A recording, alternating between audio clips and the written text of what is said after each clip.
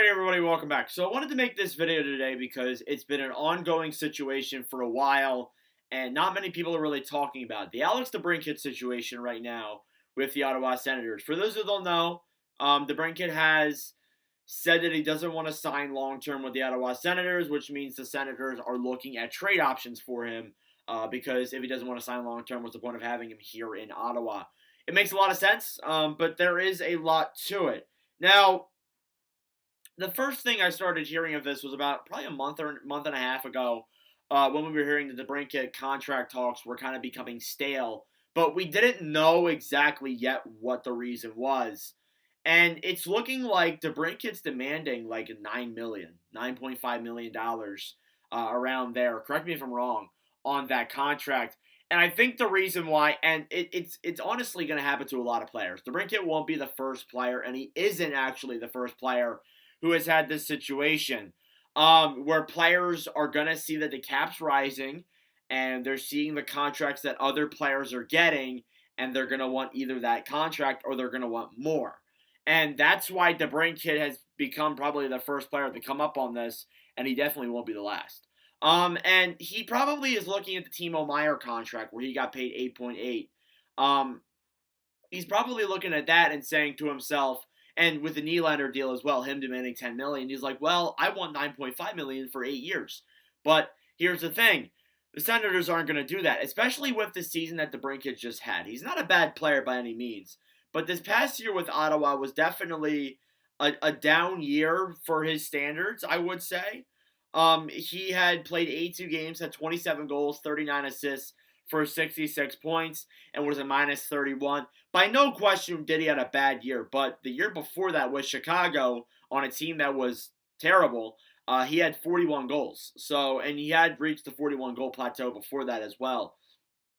So it does make you wonder, like, well, why doesn't he want to play with Ottawa even though he had the bad year? And that also factors in too, like, that's part of the reason why they won't give him this contract, because he had 27 goals this year and he kind of had a down year by his standards. Will he have a better year next year? Yeah, no question, but are teams really going to pay 9.5? And that's what also leaves the question for trades too. Whatever team goes out and acquires him, which right now it looks like the New York Islanders and the Detroit Red Wings are the two teams that are involved.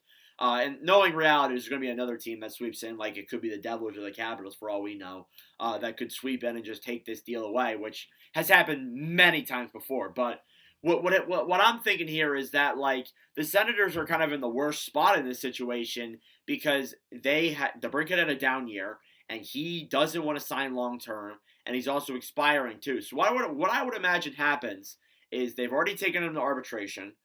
What happens there is he's probably going to sign a 1-year contract and then he gets traded. That's what I think happens. Something could happen before. He could have an extension in place, but I think they take him to arbitration. They sign him to a 1-year contract, probably around the same where he's making right now, and then he gets traded.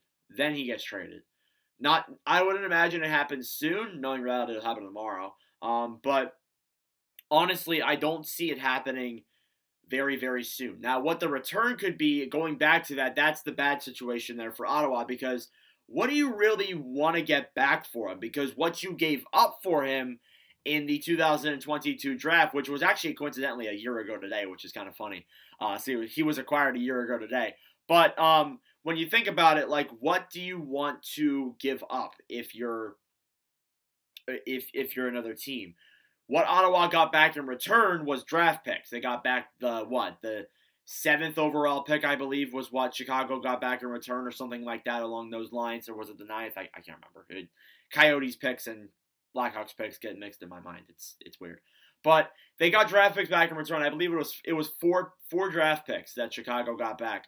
Is Ottawa going to want that in return? I wouldn't really think so. Even though they wouldn't mind it, I don't think that's what they would want. They want to get better next year. They don't want to be another team that's just, trying to keep building up the young guys, getting more youth pieces. It is nice, but I think they would want a currently, like, right now roster player or a pretty damn good prospect to help out with that. So that's the thing that I'm wondering with, like, is a team really going to give up a roster spot player for a guy who's demanding 9.5 and a kind of a down season, but it's kind of questionable whether or not he will have a good year next year. I think he will. I think he definitely will. But the question is, well, how much would you give up? Now, my ideal trade would probably be a roster now player, a C-level prospect, like somebody who, like a guy in the Ivan Provorov trade, Hells Brands, someone like that who is not well known but is still all right as a prospect. And then you also get like maybe a second round pick or a third round pick back in return. But are teams willing to give up that? I've heard with Detroit they want to give up Jonathan Berggren, which could be very possible. That could be the player that goes the other way. With the Islanders end, I haven't heard much. And honestly, the funny thing is too, when I heard the Islanders got involved in it, I was like, "Up, Lou's gonna be too lazy and just not do anything." And that's been the joke that I've had for many years. So it's not new. But I mean, like honestly, I hope this does get resolved soon because it's been kind of a hassle for Senators fans. Because they've been like Debrincat. There were like rumors that he wanted to be with Ottawa. There were rumors that he didn't want to be, and then it was finally confirmed that he didn't want to sign long term.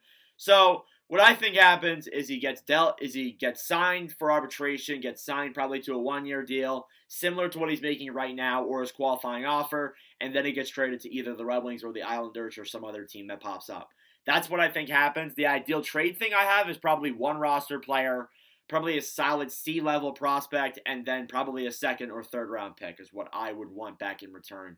But I think a lot of teams may be lowballing Pierre Dorion and the Ottawa Senators as well, trying to get the least and give up the least amount possible for a player who they know can score 40 goals in a season. So that's also the factor that they're factoring in there too. But yeah, as of right now, it's a bit of a complicated situation. I do hope it gets resolved soon. I do think it will get resolved soon. We will likely know within the next week or two what happens there with Debrincat. But there are trades that are reportedly close. But we'll find out. Anyways, let me know your thoughts down below in the comment section. Thank you all for watching. If you enjoyed, make sure to leave a like and subscribe button down below. I greatly appreciate it. But anyway, thank you all for watching, and I'll see you guys in the next video. Adios.